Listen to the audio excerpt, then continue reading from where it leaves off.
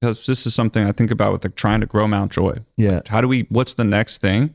And I think sometimes it's just that. It's just like when you're a band coming up, it's like, why do people go to sports games? It's like sports is genius in the sense that the event itself is about achieving something. It's like, I'm trying to achieve this thing. Will they or won't they? Reality TV, let's find out. Yeah. In music, when you're coming up, you have that. Will they put on an excellent show tonight? Will they make it? Will this show move them to the next level? Like, will this, can I go tell my friends like this band's this?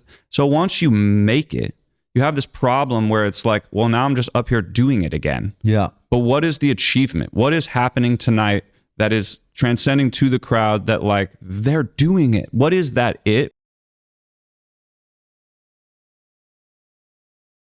I always have these like long philosophical discussions with my brother in the morning. It's nice. Like our little healthy. morning routine, at least like a couple times a week. Nice. And it was a good one today.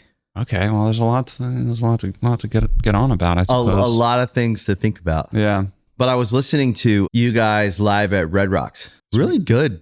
Yeah, thanks, man. Good recording. Thanks, man. Actually, our front of house engineer mixed that, which I think is like we've never done that since, so I shouldn't say like that's an amazing thing, but kind of an amazing thing because he knew like what he wanted it to sound like, I think. Yeah. So it worked out. I actually feel like good live recordings, I feel like no one does it enough, and it's easier now. Like there's more technology, so you can record like more, and maybe more people do it than I'm aware of, but I feel like no one releases it enough. I feel like we're going there, and you guys are a band actually that could do it, where you record as many shows as you can, and you release those all the time. You know what I mean? Yeah, I mean, I grew up I'm still a huge Grateful Dead fan, and so like there's a little bit of that like in our music, just probably from, I don't think we sound like the Grateful Dead per se, but just sort of like trying to learn from the stuff they did really well. You got a little Grateful Dead in there. Yeah. It feels a little bit like, it's like if you squint with both dead eyes. Stuff in there. If you squint with both eyes. Yeah. It's not like a one-eyed squint, Yeah, it's like yeah. But yeah, I think just trying to learn from them, and the challenge I think for us is like, because I think we'd like to do that, is like we vary our sets. Like each night is definitely different, but we're not like a full experimental jam band in that way, where it's like, oh, we'll put out Tuesday's show. It's gonna sound pretty similar probably to other shows. So it's in that way we kind of feel like we have to pick our spots, but or at least want to tour. Yeah, I mean, I think that's probably right. Yeah. Which is probably more realistic anyways, because if you want to do it right, promote it and make it feel like special, which I think also I learned when I got older, but like you look back at everything you put out, everything you release, and you don't think about it at the time when you're young, but like it's your body of work, it's your book, it's your legacy, and you should try, and no matter how you release things, I think at an older age, 'cause I don't know how old you are, but I'm way older than you. I'm 35. So. Okay, so I'm 11 years older than you. Yeah. So I thought you were like, dude, you're doing good, man. I kind of want to know what you thought. You look young. Really? Okay. Yeah, dude. I moisturized this morning. So Yeah. So did I, but it's not working. Sweet. You look back and go, I wish I would have maybe just taken a little more time, or put a little more, or been a little bit more hyper focused in the process around releasing that. Because once, it's not that you shouldn't release everything you want, but I think like you look back and it's all stacked up, and you can see the moments where you weren't locked in. At least I can. Yeah. And so taking the time around every release, even if it's like a live record or whatever, is worth the effort. Yeah. I think of that both ways though, being kind of in it, like right now I'm going to head to the studio after this. It's like, I kind of find that it's like, and maybe it's easy to look back and think that, because it's like in the moment, there's a lot going on, and you have to protect your like mental and not be so like too locked in where it's like you're overthinking everything. Yeah, you're neurotic, obsessive. There's a line there, and I think like, I guess like live album and stuff, it's like, yeah, you do want to put the proper like, I guess like marketing mechanics or whatever. Yeah. But like the actual music stuff, I think it's hard to be like, I got to lock in more, like for me anyway, because it's like, I think some of the best stuff is just like the reason you started playing music was it wasn't like you were like the most locked in or something. It was just like you were making stuff and there was a freedom to that. So there is a line there. It's like, you know, I think you're right. Yeah. I think you just answered my question. I was, one of the things I was thinking about today was that I was looking back a little too much. Yeah. And I was criticizing some things. Yeah. I think like the best music is like, and it's sort of impossible to create when you're like trying to lock in a way, because it's like, it's this freedom that like something that feels free, and you can't really replicate that when, and I think that's what's hard. Like this will be our 5th album. If it's an album, I don't know. We're just making songs at this point, but like, it's like, you're like, oh, let's do like what we did before because that was really successful, which is like, at that point, you're like chasing your tail a little bit, where it's like, I think before we weren't thinking about any sort of future or anything. It's like, we were just making stuff and cracking jokes and, you know, doing whatever. And that was the alchemy there. So it's like, to act like we were super locked in there is like, I think we were hungry, and that's like you wanted to do something great. Yeah. But we weren't like, man, like I definitely think more about like lyrics and stuff like that now than I did then. And people are like, oh, these are great lyrics. And I'm like, I don't know. I don't think that, or whatever. So I think it's always really hard to like judge yourself. You did great. You know, that's clearly like you did great. Like, you know, so. Oh, me? Yeah. Oh, thank you, man. Yeah. That's really nice. You're doing great. Oh, well, thanks, man. I think you're right.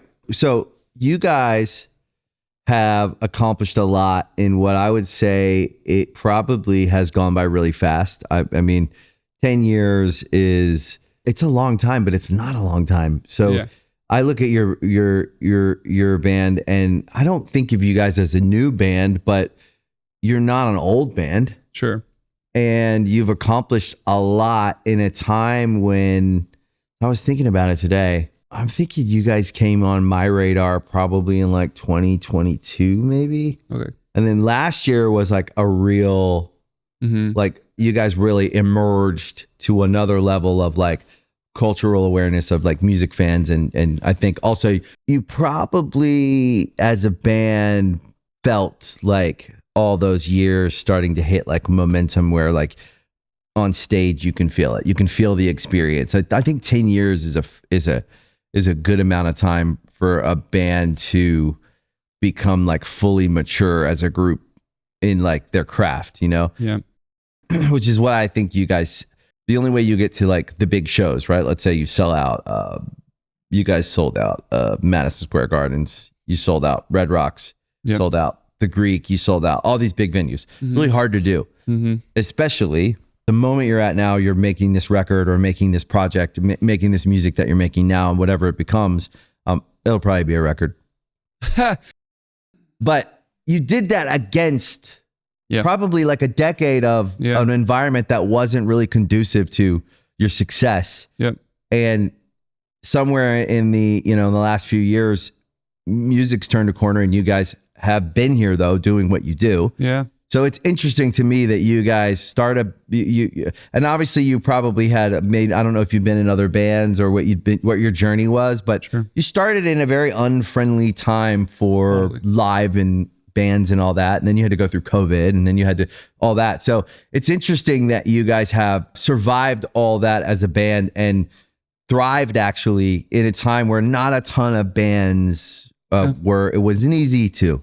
Yeah. I mean, I think you nailed like kind of all of it. I think I'll always say like a big portion of it's luck. Cause like, I know that firsthand. I tried, like you said, I tried for like, you know, when this thing started, I was like 25, but I had been trying for, you know, since I was like a teenager. I was in bands, and I felt like I had some good moments, you know, but it just didn't matter. Like just could never poke through. So luck's a big part of it. For me, that was like me. I followed my girlfriend at the time out to LA. She gave me the ultimatum. She was like, we went to school in Boston. She's like, I'm getting out of here. I know you got some Boston guys. Oh, you're here. from Boston? No, I'm from Philadelphia, but I went to. Oh, you're from Philly? Yeah. Oh. Went to school up there, and then I followed her out here, and I met some people out here. My manager to this day, he was doing like, to your point about like in the box stuff, he was doing like producer. He was managing like EDM and like producer type stuff, and we just lived in the same apartment. So I was like, I'll do anything to break into music at this point. I'm sort of a failed songwriter at that point. And yeah, he kind of like from there, I started just meeting people who were like hustling in LA. And some of that was like, I had a guy who knew a guy who could like, I don't know, like pitch our music for what were called playlists at the time at Spotify. Uh-huh. And I was like, I got a goofy song about Jesus driving an Astrovan, like that I would play. Like I remember time period wise, like I like sports and stuff is kind of my escape. So I would like, there was a Manny Pacquiao fought Floyd Mayweather, which was like the big event. Oh yeah, I remember that. And it took like, we had this party with a bunch of people there, and it took like forever for them to fight, and it was super boring. So I was like, I got this song about Jesus. So I remember playing it for people there, and they were like,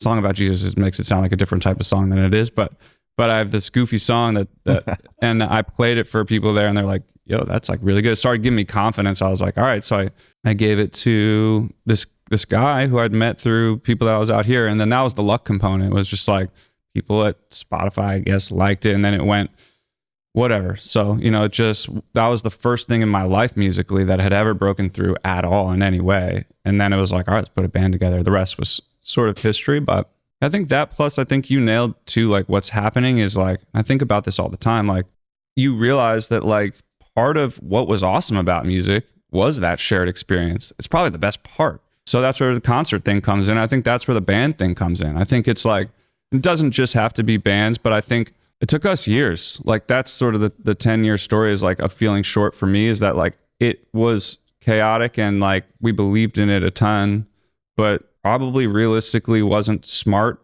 until like a few years ago. Yeah.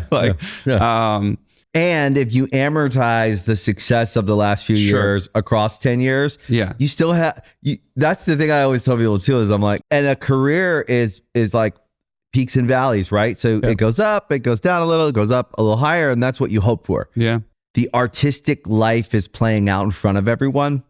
And so the people that are listening to your music, that love your music, are also in their own story arcs. Yeah. And there is like a through line to success and building a happy life and like getting the most out of life. Yeah. Like, which I think everyone deserves to do.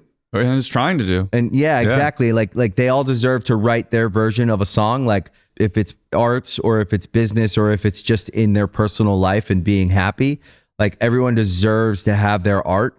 Yeah. And I feel like most of us, the art thing gets killed when we're little because it doesn't make sense to do art. Not realistic. Right. And everyone has a medium of some kind if they can find it. Yeah. And it might be their company, or it might be their fitness, or it might be their love life, or it might be their kids, or it might be whatever, their garden in the backyard, or their or it might actually be art, painting or drawing or music. But I think everyone deserves to have some artistic expression of themselves. Yeah. And like most of us don't, like a lot of people don't. Yeah.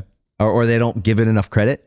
Yeah. And so talking to music artists, we tend to be the most free because we're not in conflict with that. Sure. We just, you want to go write a song, you'll go right now and you'll write a song. You're not conflicted about, is it good? Is it bad? Is it this? Is it that? You just want to get it out, and then you'll decide, does this belong on the record? Should I change it? Yeah. But you're not so conflicted that you couldn't step in the studio and start strumming the guitar or start singing, you know?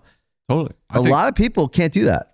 Everyone should create something. Yeah. Like I always sort of preach that. Like, I don't know what that looks like for everyone because it's different for everyone, but like, yeah, there's something about making stuff. I mean, some people like to like be handy with a hammer and whatever. Like, I'm jealous of that. I'm jealous of that too. Because that's rad. Like, I think the feeling of people hiking is like just the feeling of conquering something. That's what creating is. It's like you start with nothing and you end up with something. Yeah, it wasn't there and now it's there. Yeah. And that, along with kind of stacking good decisions, is a thing that I think no one really teaches you when you're young. Is like, discipline, like having disciplines in different things, right? What's your discipline in? That's another thing no one taught me, is that everything actually is, you get to choose your process. Yeah. And you should have a process, whatever it is for each person. Yeah. And what are my disciplines in every category of my life? What are my disciplines in my career?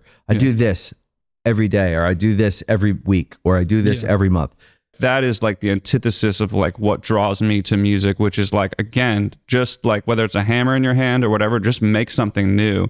Like make something that, and not even make something new, because we make like music that is such a throwback to other music, and I'm constantly. What bands do you love? You know, like, I really do love like. What'd you come up on like in like this Neil band? Young, like yeah, of course, Grateful Dead, but like Joni Mitchell, Bob Dylan, like that whole zone of like. But what about the newer stuff? Newer stuff. Like I love Fleet Foxes. Fleet Foxes is incredible. Vampire Weekend. I was on Band of Horses. Band of Horses wasn't huge for me. Like yeah, like but Vampire all of that, Weekend, amazing. Like all of those things, I think what drew to me in some way was like there wasn't really other stuff that was exactly like it. Like it felt like it was original. But old guys would say that Fleet Foxes, Band of Horses were like Neil Young. Like that's the thing is like you play it for an old guy who loves Neil Young and they're like, it sounds like Neil Young. I love it. Sure. But every different generation and genre, when someone's lived there long enough and they've seen it enough times, are going to see like new stuff. Yeah, I think it's more like you're totally right. Like, and Mount Joy is like super derivative of like a ton of our influences. But what I'm saying more is like it was, and I don't think they were trying to be bold, but it was when Fleet Foxes, when the year is 2010 or whatever it was, when they popped on, there wasn't other bands like that were like, there wasn't 50 other bands online sounding like Fleet Foxes. Fleet Foxes came in, they had this like 4-part harmony thing going in the crazy reverb and great songwriting too, but the way they sounded and the way they felt was fresh. Like it was like that was their thing, and it was like great. Whoa! Do you like My Morning Jacket? Love My Morning Jacket. I feel like they're some of the OG. Totally. Like I feel like he is. I don't know why. I felt like My Morning Jacket was like a trailblazing band for the whole movement. Now, if you think back, if you traced it back, I feel like they'd be somewhere in the early. Like I don't know, but. Yeah, like maybe there'd be a beef on reverb between Fleet Foxes and My Morning Jacket, but like to me, I love them both. I love them both, but I'm saying like, and I'm saying that's a stretch. Like I think those are two very different bands, but my point is just that they were both fresh. They had their own thing, and like I think if I hate anything about music, which I genuinely am not a hater in the sense that everything we've talked about, like show me a song that I don't care for at all, and I'll be like.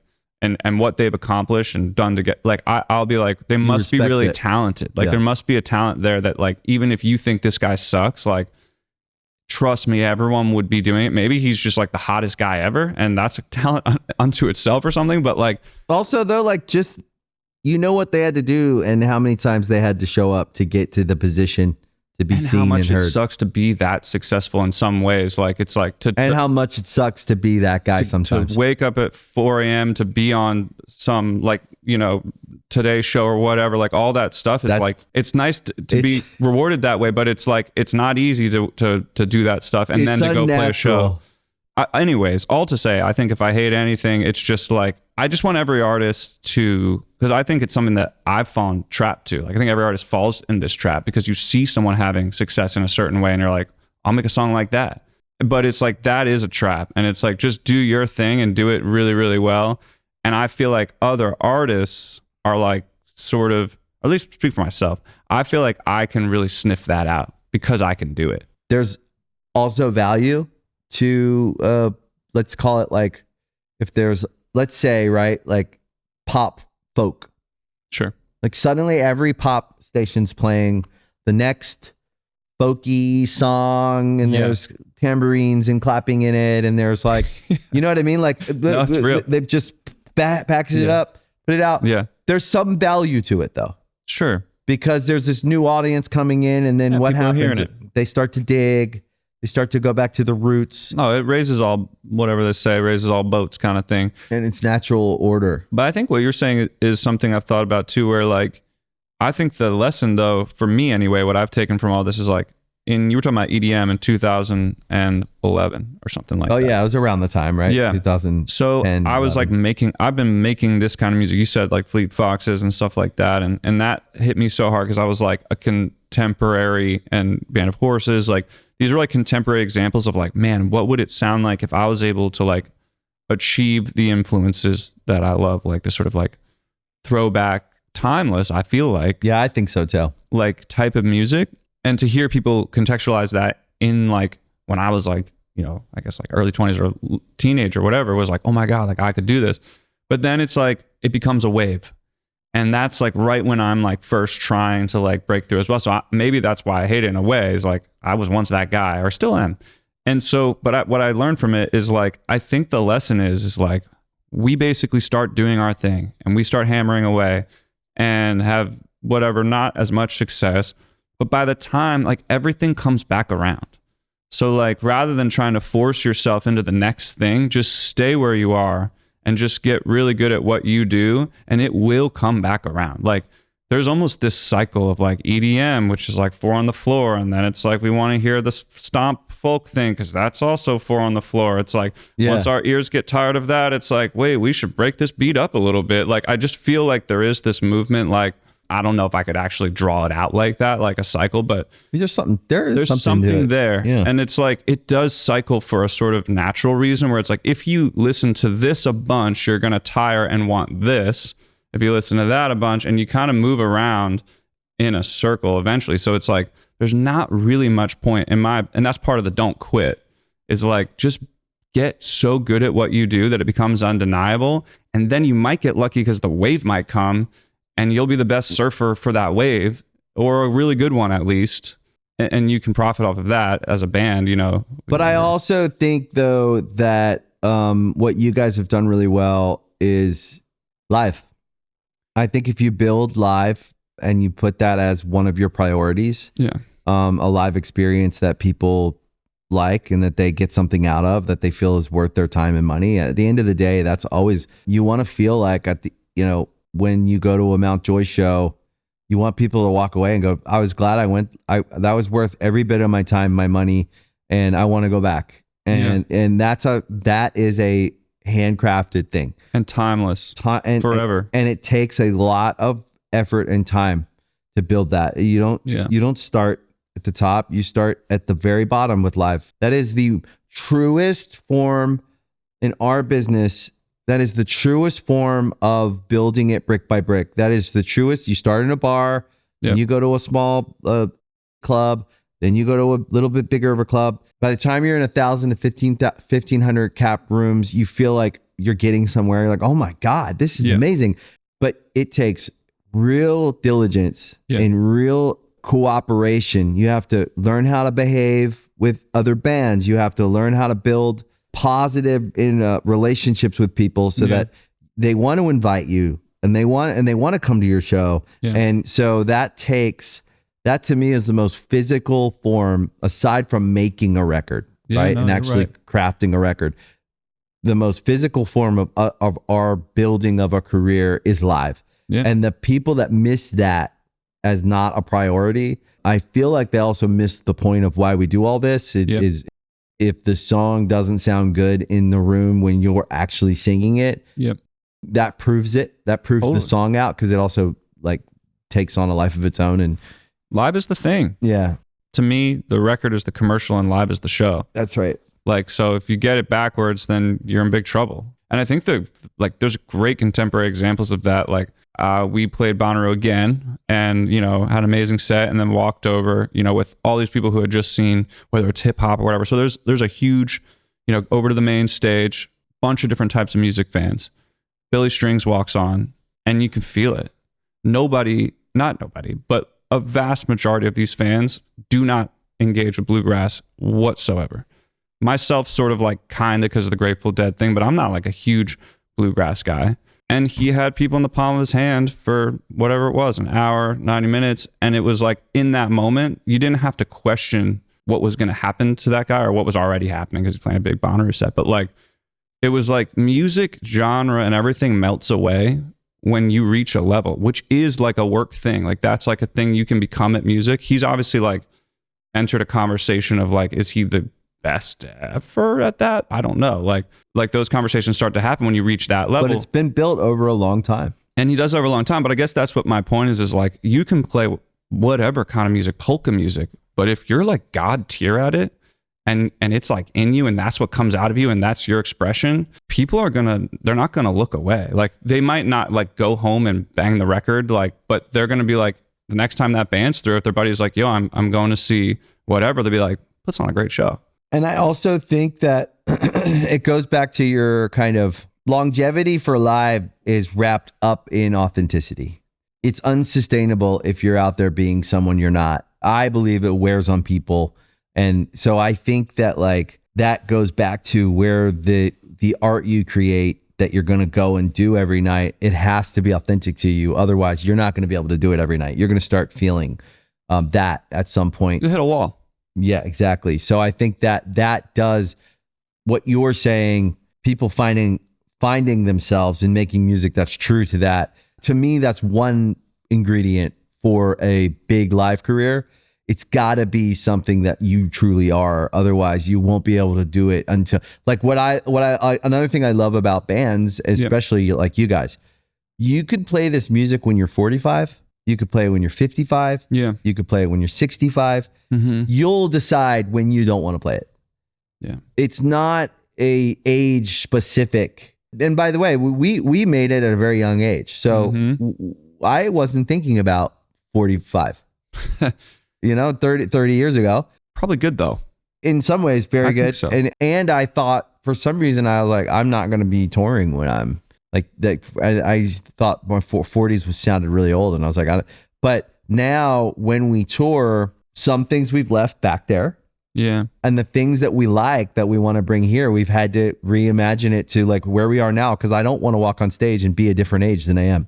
I'm not hiding my age. I'm not hiding, like, I want to walk on stage as a grown man in my life today and be there and really be there and do my best. And I think that's a better show. Cause also I think we've all seen like when it feels like someone's just phoning it in, it's weird. It's not fun to watch. It's when you see someone that looks like they're tired and they don't want to be up there, and it's like that's not a good live experience. So we had to, when we came back to touring after like 7 years, we were like, oh, we'll get back to it when we feel it. And then when that came, we were like, the only way we can do this is if we reimagine the whole show and we go out and we're excited to be there because we want to do this. So I think that's huge. I think because this is something I think about with like trying to grow Mount Joy. Yeah. Like, what's the next thing? And I think sometimes it's just that. It's just like when you're a band coming up, it's like, why do people go to sports games? It's like sports is genius in the sense that the event itself is about achieving something. It's like, I'm trying to achieve this thing. Will they or won't they? Reality TV, let's find out. Yeah. In music, when you're coming up, you have that. Will they put on an excellent show tonight? Will they make it? Will this show move them to the next level? Like, will this, can I go tell my friends like this band's this? So once you make it, you have this problem where it's like, well, now I'm just up here doing it again. Yeah. But what is the achievement? What is happening tonight that is transcending to the crowd that like they're doing it? What is that it? What is the thing you're doing that's raising the ceiling for Mount Joy or Good Charlotte or whatever it is? And that can be as simple as just like, man, it looks like they're like starting to do that song differently, or like looks like they're whatever, like, which then feels like you're taking a turn and now you're going this way in real time. And I think for us at least, and for me, it's like, I just think that, and like the Billy Strings is kind of a good example. There's a few amazing players out there right now where it's like, well, I can become a way better musician and then I can put that into the show. That's how we feel. Exactly. We didn't think that was possible for us. And then somewhere in our like 30s actually, and then to now when we tour, now there's no rules. Yeah. So we have other musicians. We've added like 3 musicians to the band. Yeah. When we play live, and anything's possible. So when we have an idea, we all get together and we have firepower. Sure. Because we have all these musicians. So there's as many vocals as we want because there's like 4 guys on stage singing instead of 2. Yeah. And if we need something, we just get it. We're like, let's get another musician. And there's no rules that we used to weirdly set rules. Like we're this band. We can't do that and now there's no rules. I could confidently say this. We're better live today, like by miles than we ever were when we thought you were really good. Yeah. Yeah. So it always feels that way looking back, especially. But yeah, I think that's it. Like that makes me want to see a Good Charlotte show. Cause it's like, that's the internal challenge. I think is like, it actually is kind of easy in a way to be like, all right, this is the show. This is our first time in this place. Like, hands in, like, let's go conquer this. And the conquering itself is the achievement.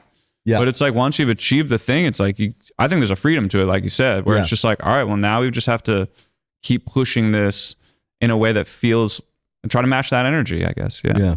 So what are you guys working on now? I'm about to go down the street here in Burbank and... What studio?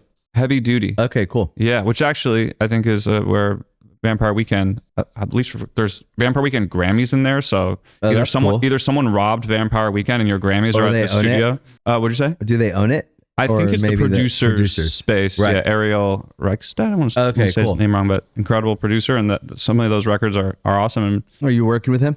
No, we're working with a friend of ours, Joe P., who's incredible. And engineer there is great. His name's Kyle. Yeah, everything's been really cool, man. We just like I said, I feel like we're in this cool spot where, and you kind of described it all today. It's like we're pretty free. That's cool. Freed up a little bit, and like there's not really any, in my mind, expectation of like what we need to achieve with a song, so we can just like try to make the best thing we've ever made, yeah, exactly. Like it doesn't have to be like a song that, maybe our management, who some of whom are here, won't like this, but like it doesn't have to be a song that like goes on the radio. It could just be a song that like we think is going to be alive or something like that. They'll survive if you survive. Yeah, exactly. Exactly. So and that's, in some ways I think that's the best way to make a song for the radio. Absolutely. It's to be like, this song's not for the radio. And then you put your mindset into just making something really great. And then it's like people like it because it's like that's the whole freaking point. So yeah, the rule I got to kind of in a zigzag way, but I think I was doing it all along. But there were moments where I wonder if I was or not. Was getting back to just like, if you love it and you think it's cool and you are excited to listen to it in the car when you get the mix, and then that's the feeling. 100%. The buzz, and then everyone else will be okay. They'll probably like it. Yeah, I heard Kevin Parker say that like for him to put out a song, it has to be his favorite song for like 10 days or something like that. Yeah. Like driving around in your car, like, I don't put that back on. Yeah, you like it. But if you're this. If you're like, which happens too, is like if you hear it and you're like, it's kind of dead on arrival at that point, And it's like if you're excited to play it for someone. Yeah, totally. Which is the whole, people have said that too. Like, I think the whole point of music, if you're like trying to A&R your own music, is like, the same as it would have been in the beginning, which is like, yeah, do you want to show your friends this music, or do you think that they would crush you for this song? Like that's the importance of having, we talk about in the band, like, I think bullying is bad, but I think bullying is also good. Yeah. Like, I think like loving bullying from people who care about you and are your friends, and like ribbing and stuff like that, like actually kind of builds a sense of like what you value. Yeah. And I think that, like having people like that in your life that will genuinely be like, nah, this is not it, or something like that, is actually like super helpful. You can disagree, whatever. But I think like having people you trust to like show music to, or even the best case scenario is like that's the power of a band. I feel bad sometimes for like solo artists because that's a challenge. Who's going to tell you that like this sounds a little Disney, bro? Like, are you sure about this? Like, this is going to take you down a certain path, or like, like that could be your guitar player who's like, we're not doing all that. Like, or whatever. Like that's super important. It is. So are you guys at the beginning of the process, the middle, the end? Where are you at? This is like the beginning. Yeah. That we just got here. And is there any pressure on like any kind of timeline? Is there like a tour coming and that you have like X number of months to get some done before you have to go back out? Yes and no. Like, I think for us, it's like we feel like we have some really cool songs that just kind of popped up from a break that we have, and we're like, man, it'd be cool. We're gonna play them this summer because that's like when we have new songs, we want to play them, and we're like, all right. Oh, so you're gonna like play them live? I mean, we're going to Australia. My intention is to play one of these songs like in a couple of weeks. So I think like, well, that's cool. That's when like are you going to Australia? Leave here in like 4 days. Yeah. Oh, well, what's the dates? I think we start like February 4th in New Zealand, and then it's like a festival, Laneway Festival. It goes through Australia for like 10 days or something. Oh, that's like cool. That. And then you tour this summer, US? Yep. Yeah, like US. I think we play in London. We have a show, and some Canada. Yeah. North America, I guess. That's cool. Yeah, we're touring this summer too. Hell yeah. Maybe we'll Maybe we'll crisscross on the old dusty trail. You guys played that Alter Ego show. Yep. At the Forum. I saw you walking on. Yeah. As we were walking off. I was like, I almost came in your dressing room, but that place. I walked by and scary thing to do.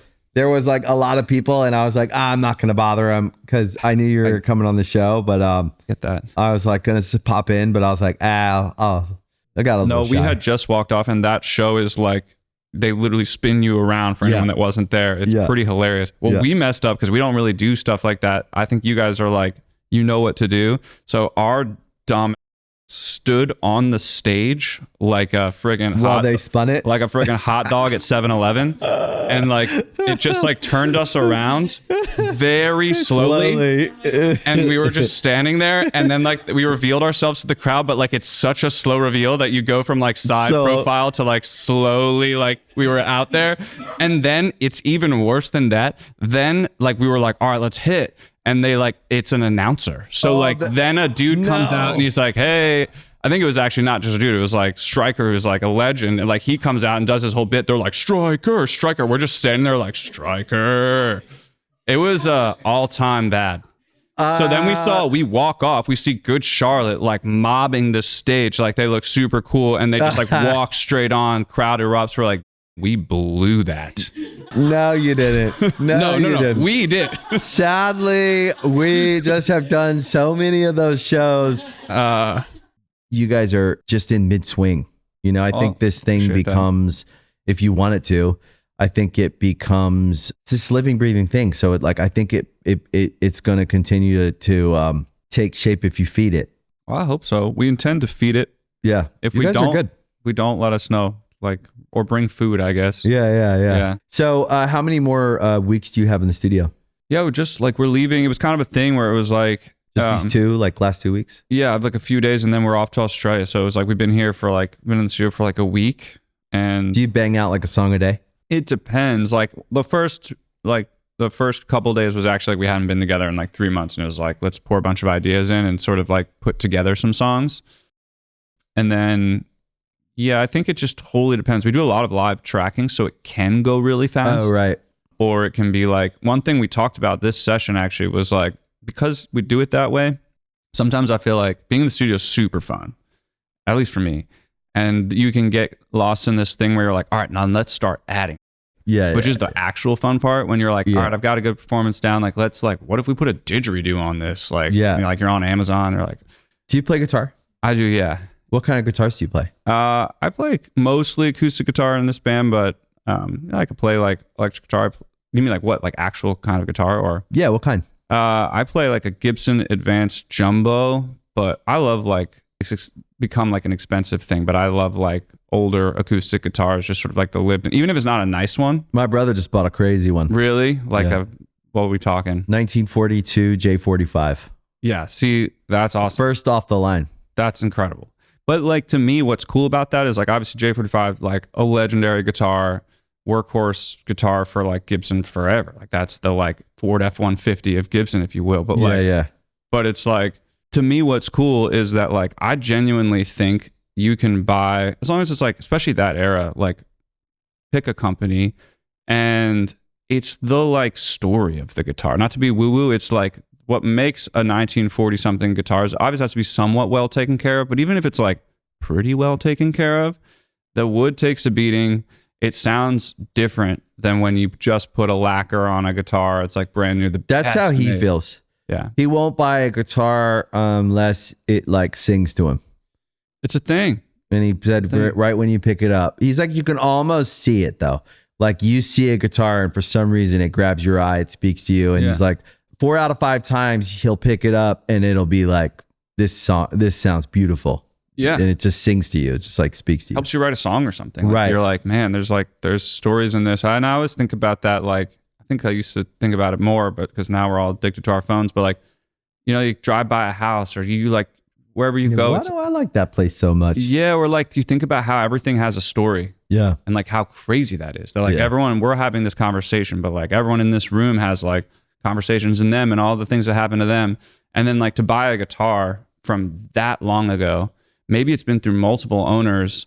maybe like someone lived and died trying to be a songwriter on that guitar, like, and you now get a chance to like take it to Madison Square Garden, or like that you're continuing it, kind of like not saving is the wrong term, but like that you're continuing this, giving this guitar a great story. Like, that's part of it. And I think that from a physics standpoint, there is something there. Like the thing vibrates for so long that it eventually has an impact on the wood that, you know, now they actually like, they relic some of these guitars. Yeah.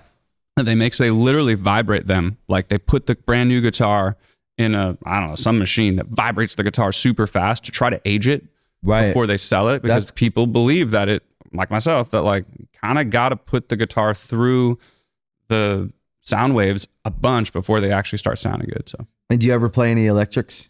Play electrics. I've always played this Starcaster. I was obsessed with Radiohead when I was like buying this guitar. Yeah.